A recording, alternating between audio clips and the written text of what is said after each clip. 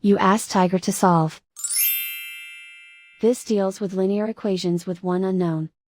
The final result is x equals -1. Let's solve it step by step.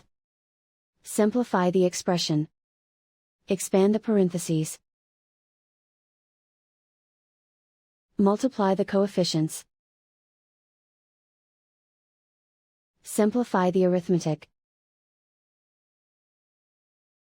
Group like terms. Simplify the arithmetic. Group all constants on the right side of the equation. Subtract 23 from both sides. Simplify the arithmetic.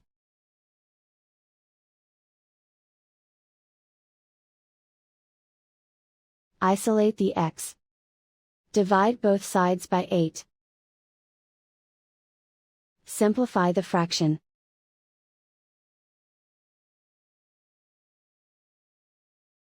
And so the final result is x equals -1.